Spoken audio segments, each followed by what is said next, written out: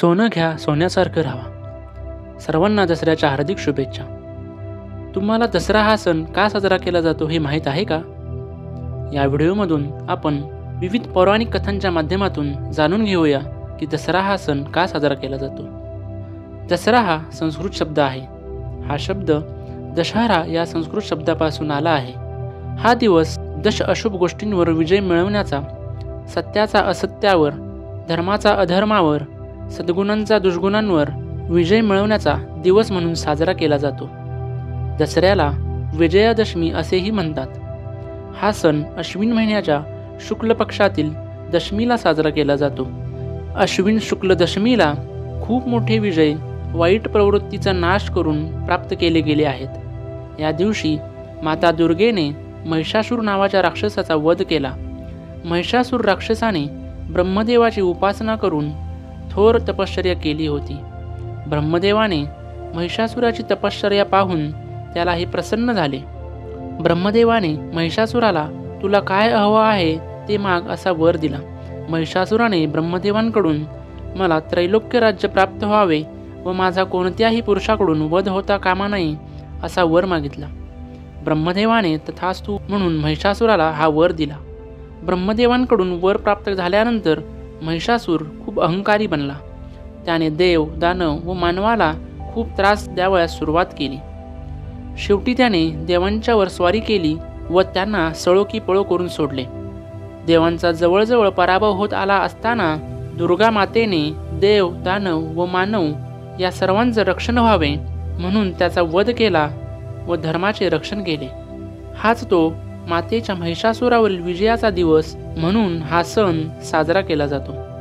त्याचप्रमाणे दुष्ट रावणाने माता सीतेचे हरण केले होते व सीतेच्या सुटकेसाठी प्रभू रामचंद्रांनी रावणाबरोबर घनघोर युद्ध केले व या युद्धात प्रभू रामांनी अश्विन शुक्ल दशमीला रावणाचा वध केला आणि माता सीतेची सुटका केली. या दिवसाचा आनंदोत्सव साजरा करण्यासाठी व हा दिवस नेहमी स्मरणात राहावा म्हणून साजरा केला जातो.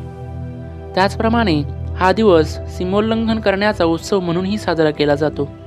पांडव विराट राजाच्या विराट नगरीमध्ये अज्ञातवासामध्ये राहत होते. अज्ञातवासाचा त्यांचा कालखंड संपत आला होता. कौरवांना पांडव विराट नगरीत अज्ञातवासात असल्याची दाट शंका आली होती. पांडवांचा अज्ञातवास भंग केला की पुन्हा त्यांना 14 वर्षाचा वनवास व 1 वर्षाचा अज्ञातवास भोगावा लागणार होता. कौरवांनी पांडवांचा अज्ञातवास भंग करण्यासाठी विराट राज्याच्या गायी पळवल्या. एखाद्या राज्याच्या गायी पळवणे म्हणजे त्या राज्याला युद्धाचे आव्हान देणे असेच समजले जात होते. विराट राजाने पांडवांना अप्रत्यक्षपणे मदतच केली होती. त्यामुळे विराट राजाचे संरक्षण करणे पांडवांची नैतिक जबाबदारी होती. अश्विन शुक्ल नवमीच्या दिवशी पांडवांचा अज्ञातवास संपला. त्यांनी आपली शस्त्रे विराट राज्याच्या सीमेच्या बाहेर लपवली होती. नियमाप्रमाणे ते विराट राज्याच्या सीमेला ओलांडून बाहेर आले. त्यांनी आपली शस्त्रे शमीच्या झाडावर लपवली होती. त्यांनी ती शस्त्रे झाडावरून खाली घेतली व त्यांची पूजा केली. त्यानंतर त्यांनी विराट राज्याच्या गायी पळवून नेणाऱ्या कौरवांना गाठले व त्यांना हुसकावून लावले. विराट राज्याच्या गायी सोडवून आणल्या.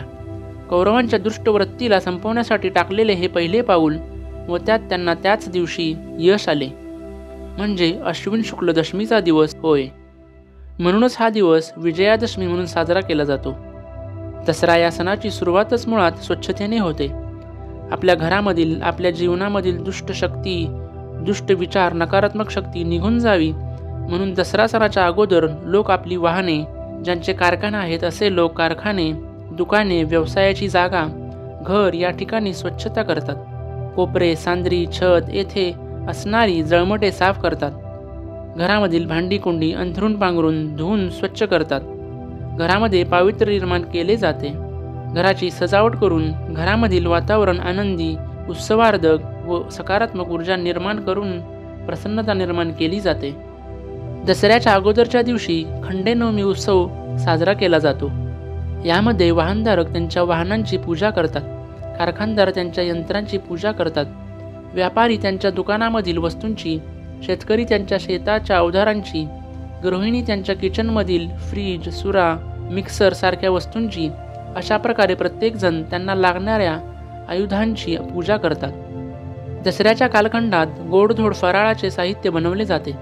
दसऱ्याच्या दिवशी लोक भल्या पहाटे उठून अंघोळ करून कुलदेवतेला मंदिरांना जातात. घरामधील वडीलधाऱ्यांचे आशीर्वाद घेतात. दसऱ्याच्या दिवशी सोने लुटणे व सोने वाटणे हा उत्सव साजरा केला जातो.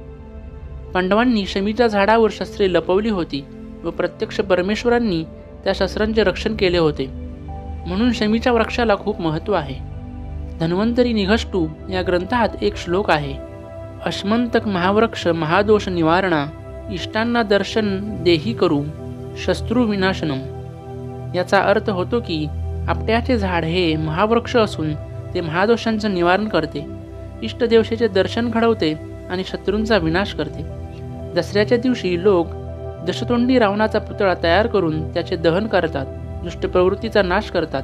त्याचप्रमाणे प्रत्येकजण स्वतःमधील काम, क्रोध, लोभ, मोह, मद, मत्सर, अहंकार, आळस, अन्याय आणि अज्ञान या दशदोषांचा, महादोषांचा नाश करण्यासाठी शमीची पाने सोने म्हणून एकमेकांना वाटतात, एकमेकांचे आशीर्वाद घेतात व स्वतःमधील या दशदोषांचे दहन करतात.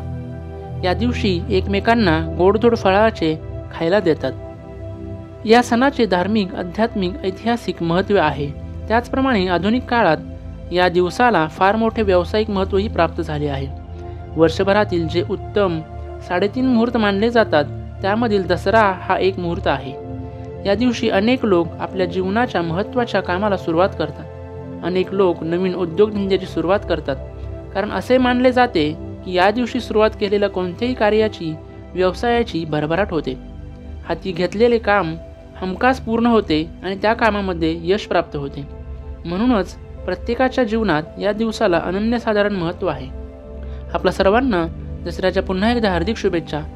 हा व्हिडिओ जर आपल्याला आवडला असेल तर व्हिडिओला लाईक करा, शेअर करा आणि चॅनेलला सबस्क्राईब पण जरूर करा. धन्यवाद.